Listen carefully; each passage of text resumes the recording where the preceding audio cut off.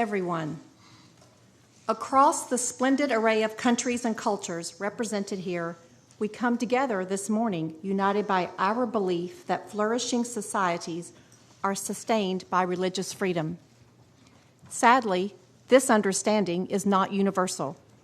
Today, all over the world, people of faith face a rising tide of persecution. In just the past years, we have witnessed horrific acts of violence committed against worshipers in mosques, churches, and synagogues. We have watched the arbitrary detention and the mistreatment of religious minorities in countries around the globe. And we have felt the chill of a world that seems increasingly disinterested in defending the rights of all people to exercise of sincerely held religious beliefs. As leaders, a time such as this calls us to demonstrate our commitment to religious liberty, not only in word, but also in deed. Which is why I am so extraordinarily pleased and honored that we are joined here today by President Donald Trump and Vice President Mike Pence. Under the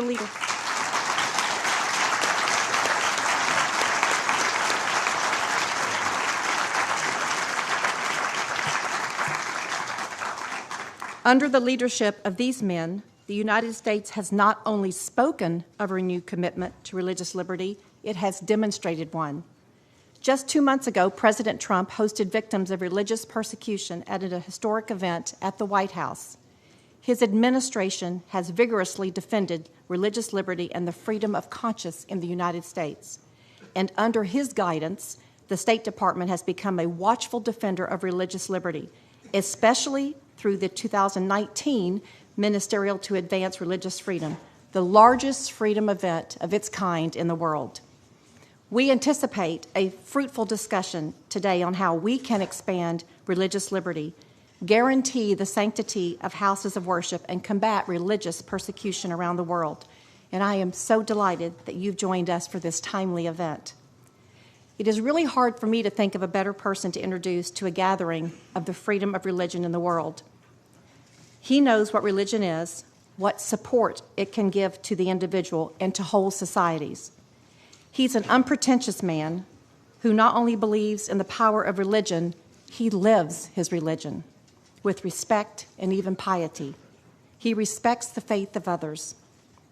He is that great exemplar, a hardworking family man, born in Indiana, proud of his state, prouder of his country, and a first-class demonstration of President Trump's wisdom in selecting those who serve him closest. It is my pleasure to introduce you to the Vice President, my friend, Mike Pence.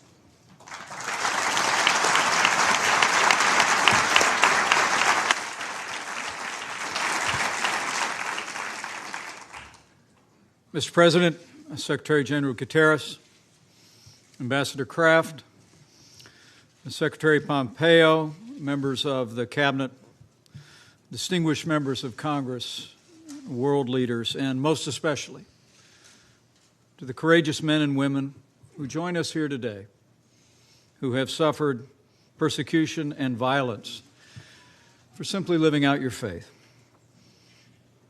whether that be Christianity, Judaism, Buddhism, and Islam.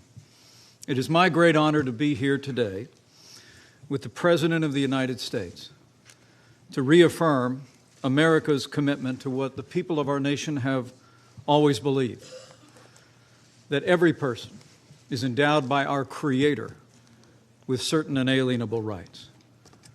That Americans have always believed our first freedom is the freedom of religion. Today, President Donald Trump becomes the first American president to convene a meeting here at the United Nations on religious freedom, and it is my great honor to introduce him.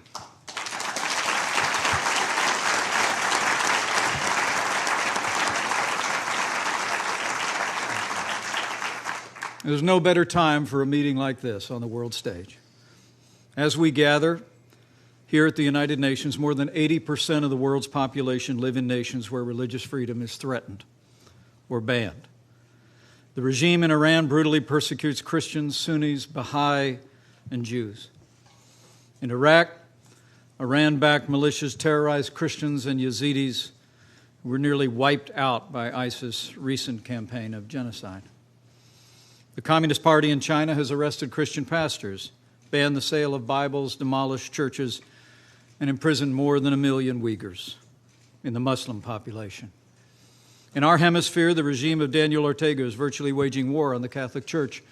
In Nicaragua and in Venezuela, the dictator Nicolas Maduro uses anti-hate laws to prosecute clergy, even as his media cronies spread anti-Semitism by trivializing the Holocaust.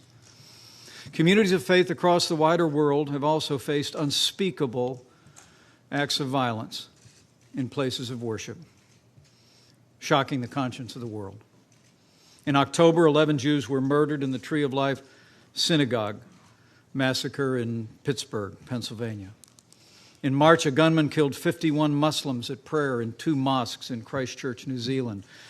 And just a month later, suicide bombers murdered more than 300 Christians during Easter services at 3 Christian churches in Sri Lanka. These attacks strike at the heart of everything free peoples hold sacred. And the threats of religious freedom and the attacks on people of faith underscore why President Trump has taken such decisive action since the very first days of our administration to build and promote our nation's proud tradition of advancing religious freedom, and that continues today. At the President's direction, the United States created the Genocide Recovery and Persecution Response Program, and we've provided more than $370 million to aid ethnic minorities and faith communities persecuted by ISIS in Iraq and throughout the region. Earlier this year, at the President's direction, the Secretary of State held the 2nd annual ministerial to advance religious freedom, inviting more than 1,000 civil society and religious leaders in 100 different nations to the largest event of its kind in the world. And last year, at the inaugural ministerial, at the President's direction, we established the International Religious Freedom Fund, which already has received nearly $5 million in pledges and given over 435 rapid response grants to those persecuted for their deeply held beliefs. And to date, this effort has helped some 2,000 victims of religious persecution around the world. As the President often says, America is a nation of faith, and we will always stand for the freedom of religion of every person, of every race and every creed, to live, to work, to worship according to the dictates of their conscience. And today, giving evidence of his passion for religious liberty, the President will announce additional steps that the United States will take to protect religious liberty and defend people of faith around the world. This is a very special day, and I always say it is a high honor to introduce this President, but to be here at this historic gathering with leaders around the world standing for our first freedom of religious liberty is among the greatest honors I've ever had. And so let me say, it is my high honor and distinct privilege to introduce to you a tireless champion of the freedom of religion and people of every faith in America and around the world, the 45th President of the United States of America, President Donald Trump. Thank you, Nick.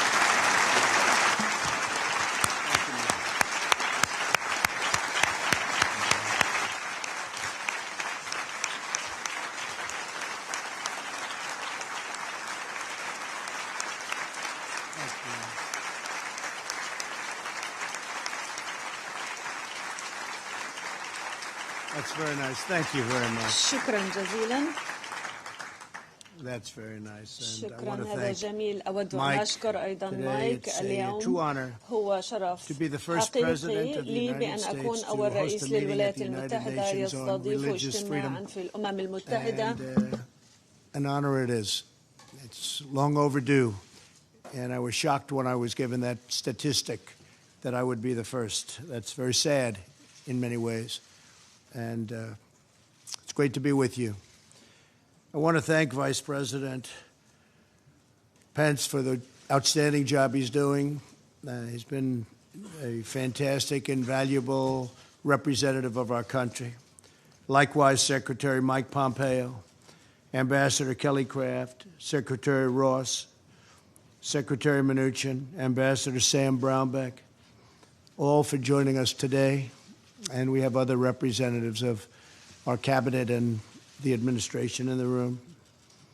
We've done a lot. The Johnson Amendment doesn't get spoken about enough, but I'm very proud to say that we've obliterated the Johnson Amendment within our country so that now we can listen to the people that we want to listen to, religious leaders, without recrimination against them. It was a very important thing, and I said that at the beginning, and I say it now. It's something I'm very proud of. We're also grateful that UN Secretary General Antonio Guterres could be here along with so many of his friends and my friends, world leaders. I've gotten to know a lot of them, and I would imagine you know all of them. I would imagine. If you don't, you're not doing your job. And also I want to thank my daughter Ivanka for being here. She works so hard on all of the things that are very important to the people in this room. So thank you, Ivanka, for being here.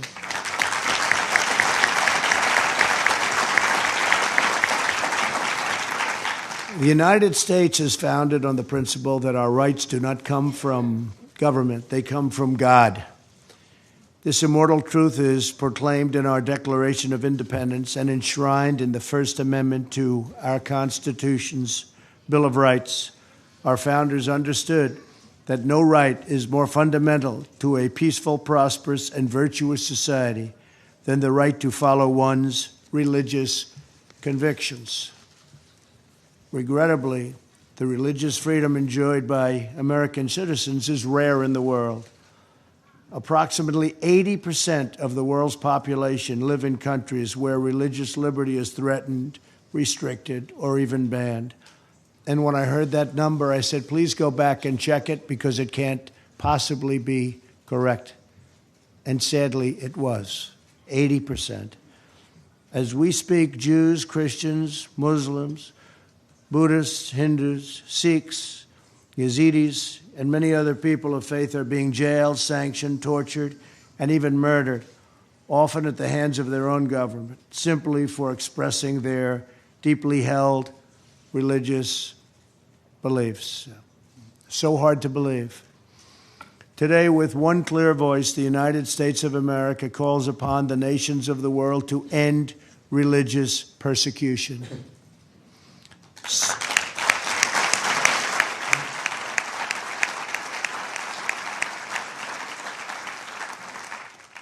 To stop the crimes against people of faith, release prisoners of conscience, repeal laws restricting freedom of religion and belief, protect the vulnerable, the defenseless, and the oppressed.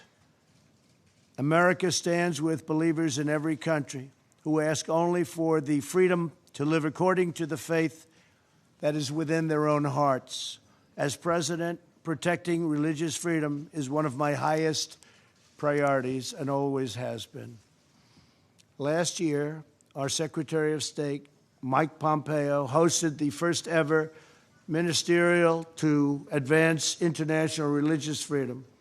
In this year's ministerial, Secretary Pompeo announced plans to create the International Religious Freedom Alliance, an alliance of like-minded nations devoted to confronting religious persecution all around the world. I've appointed a special envoy to monitor and combat anti-Semitism.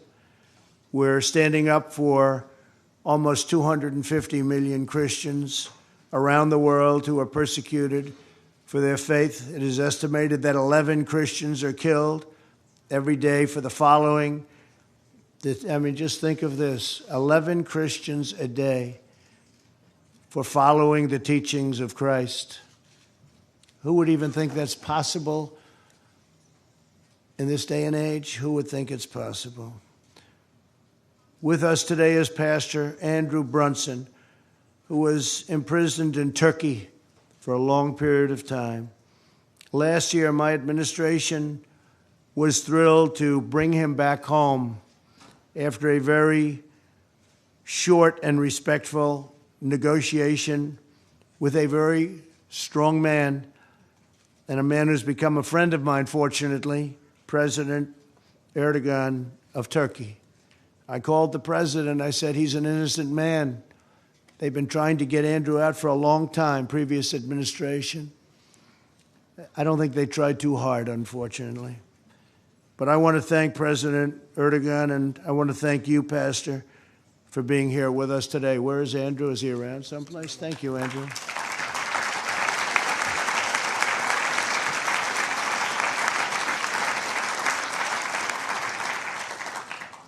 We did a good job with that negotiation, Andrew. You got back. Wasn't easy, it wasn't pretty, but you got back, and we're proud of you. You have a great family. And the love when Andrew came back, the love from so many people, it was actually, I hadn't seen anything quite like it. So congratulations, and I understand you're doing fantastic work with your family. Thank you very much. Thank you, Andrew.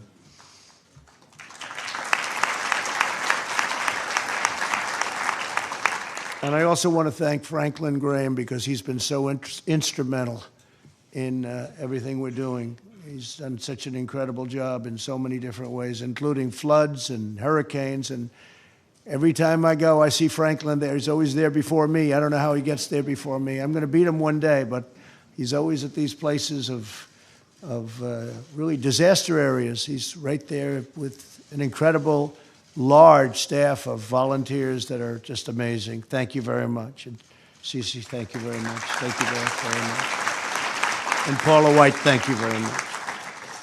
In July, I met with survivors of religious persecution at the White House, and we're honored that many of them could be here today as well.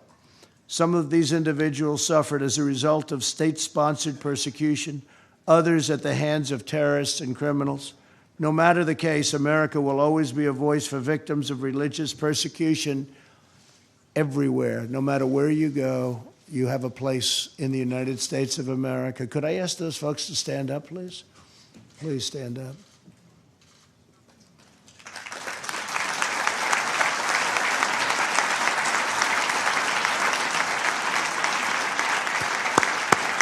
Thank you. Thank you very much. In recent times, the world has also witnessed devastating acts of violence in sacred places of worship. In 2016, an 85-year-old Catholic priest was viciously killed while celebrating Mass in Normandy, France. In the past year, the United States endured horrifying anti-Semitic attacks against Jewish Americans at synagogues in Pennsylvania and California. In March, Muslims praying with their families were sadistically murdered in New Zealand. On Easter Sunday this year, terrorists bombed Christian churches in Sri Lanka, killing hundreds of faithful worshipers. Who would believe this is even possible? These evil attacks are a wound on all humanity. We must all work together to protect communities of every faith. We're also urging every nation to increase the prosecution and punishment of crimes against religious communities. There can be no greater crime than that. This includes measures to prevent the intentional destruction of religious sites and relics. Today, the Trump administration will dedicate an additional $25 million to protect religious freedom and religious sites and relics. We're also pleased to be joined today by many of the partners from the business community as we announce a very critical initiative. The United States is forming a coalition of U.S. businesses for the protection of religious freedom. This is the first time this has been done. This initiative will encourage the private sector to protect people of all faiths in the workplace. And the private sector has brilliant leadership. That's why some of the people in this room are among the most successful men and women on earth. They know how things get done, and they know how to take care of things, and they're with us now for the first time to this extent, first time ever, and we're really honored to have you in the room. Great business leaders, great people of strength. Too often, people in positions of power preach diversity while silencing, shunning, or censoring the faithful. True tolerance means respecting the right of all people to express their deeply held religious beliefs. Before I conclude, I want to once again thank all of the survivors in the room for their courage and resilience. You're an inspiration to the world. You remind us that no force on earth is stronger than the faith of religious believers. The United States of America will forever remain at your side and the side of all of those who seek religious freedom. Today, I ask all nations to join us in this urgent moral duty. We ask the governments of the world to honor the eternal right of every person to follow their conscience, live by their faith, and give glory to God. The United States has a vital role in this critical mission. Secretary General Guterres will now share a few words on the UN's efforts to promote religious liberty for all, and he has been a champion of exactly what we're in this room for. So I want to thank everybody for being here. God bless you, God bless the faithful, and God bless America. Thank you very much. Thank you.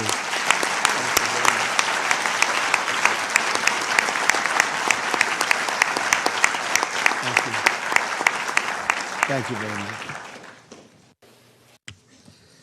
Mr. President, welcome to the United Nations. It's wonderful to see you back with us. And I also welcome the distinguished members of your administration.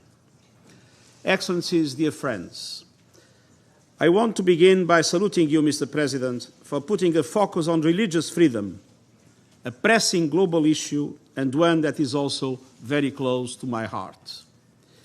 In 2001, under my initiative as Prime Minister of Portugal, my country enshrined religious freedom into the nation's law, with the objective at the time to equalize the benefits that the Catholic Church traditionally had in Portugal and to extend them to all religions in the country.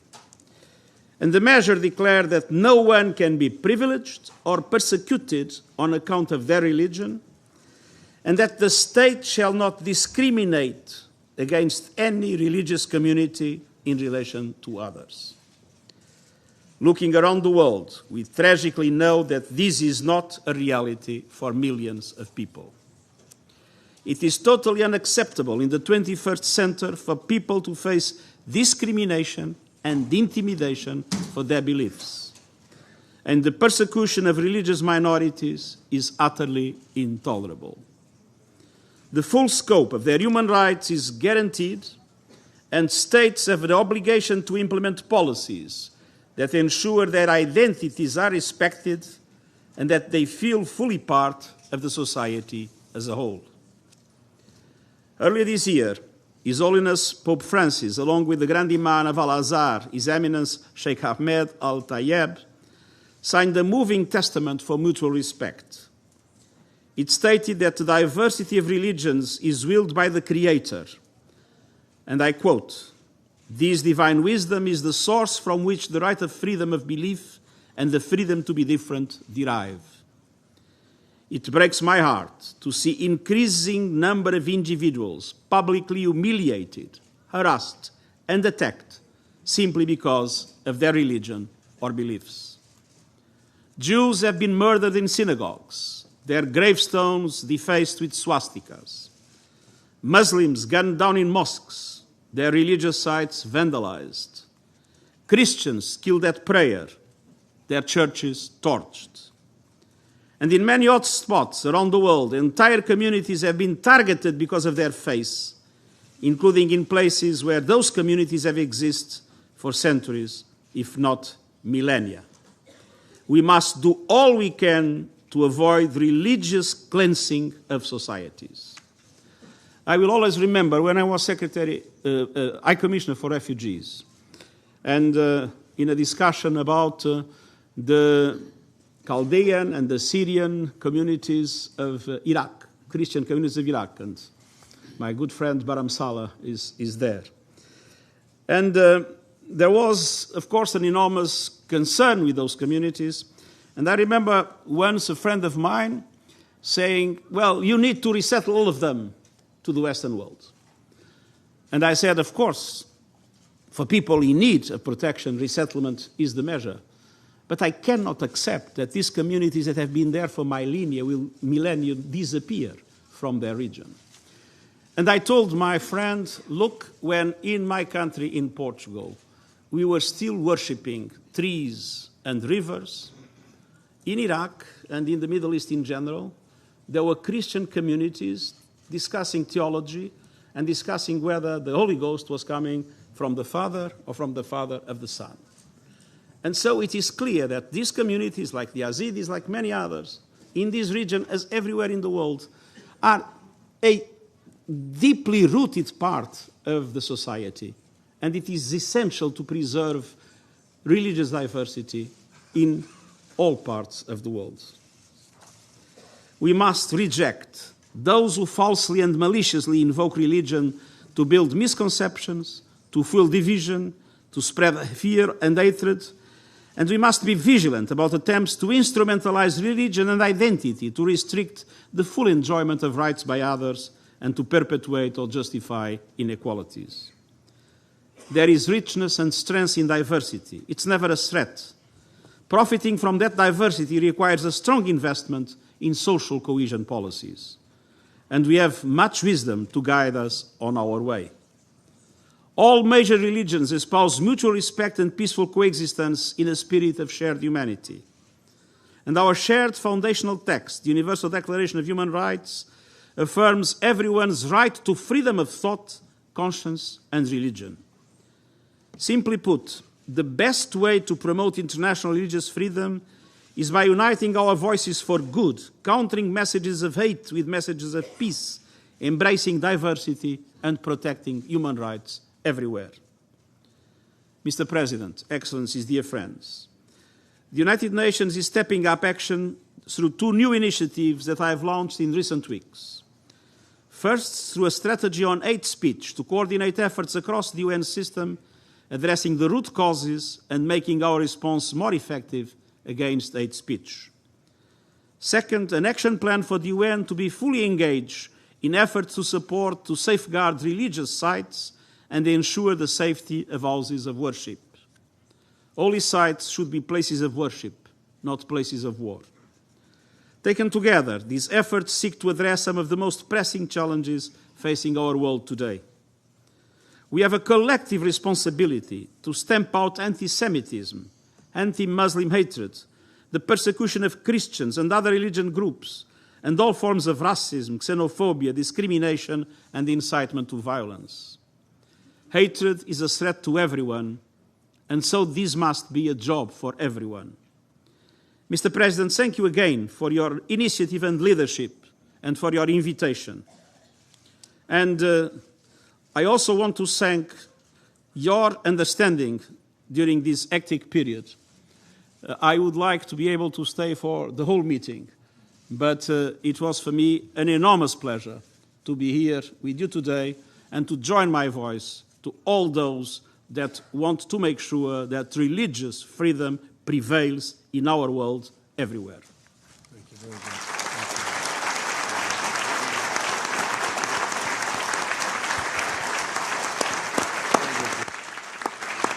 Thank you. Thank you, Secretary Guterres. We will, in a moment, have the chance to hear from three who have struggled on behalf of the cause of religious freedom. But if we would pause for just one moment as the President and Secretary Guterres depart. Thank you, sir.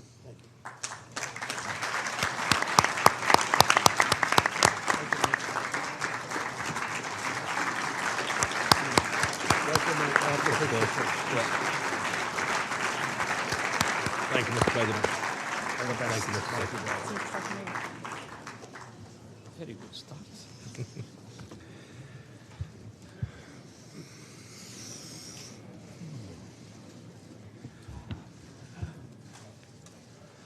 Thank you all. I want to thank the many world leaders who are here today. Thank you, Vice President Pence, for your work on this issue. I especially want to thank President Trump for being a champion of people of faith all around the world. The Bible says that whatever is true, whatever is noble, whatever is right, whatever is pure, whatever is lovely, whatever is admirable, if anything is excellent or praiseworthy, think about such things. And that's what we are all doing here today. As you've heard, religious freedom is under threat all around the world. And I now want to invite three individuals to tell us about their struggles on behalf of this first freedom, this important and unalienable right. And so I first want to call on Debrina Tomaz, whose father was imprisoned in Iraq for his faith. Debrina, thank you. Thank you, Secretary Pompeo. I would also like to thank Mr. President for organizing this important event and allowing me the opportunity to share my story. My name is Debrina bint Tamraz. I'm an Assyrian from Iran. My family has been a target of continuous harassment by the Iranian authorities for as long as I can remember. Today, my close relatives and friends are unjustly imprisoned or awaiting trials. On 26th of December 2014, security officers raided my family's home during a Christmas celebration, arresting all attendees. The authorities separated men from women, conducting strip searches, seizing all the Bibles, and confiscating all personal items such as cell phones, laptops, and identification documents. My father was imprisoned immediately. They shaved his head to humiliate him, treated him like a terrorist, a criminal. He was kept in solitary confinement for 65 days and was charged with conducting evangelism and illegal house church activities, among other false charges that amounted to acting against national security. Today, my father, Pastor Victor Betamraz, is appealing a 10-year prison sentence. Following his arrest, my brother Ramil and 4 other Christians were arrested at a picnic in Tehran. Today, he is appealing 4 months in prison. Finally, in 2017, my mother, Shamiram Isavi, was arrested and interrogated by the intelligence and national security officers for hours. She was forced to provide information about our church and was sentenced to 5 years in prison. When I was in Iran, I endured similar experiences. I was detained and held in men's detention center without the presence of any female officers. I was forced to provide names of our church leaders and information of their activities. I managed to escape, but I can't forget those I left behind.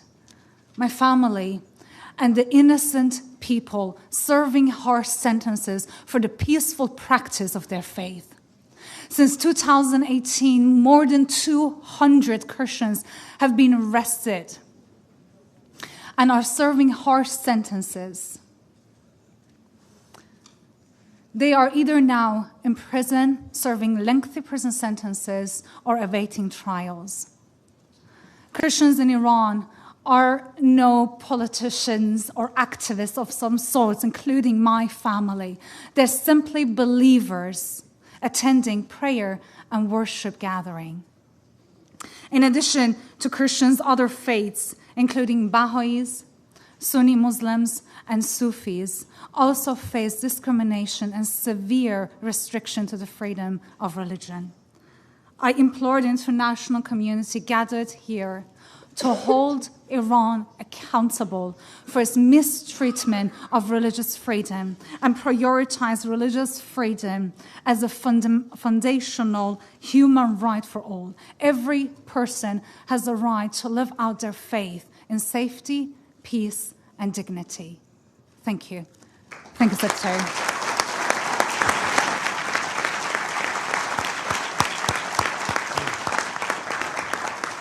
Debrina, thank you. Thank you for that powerful story. Now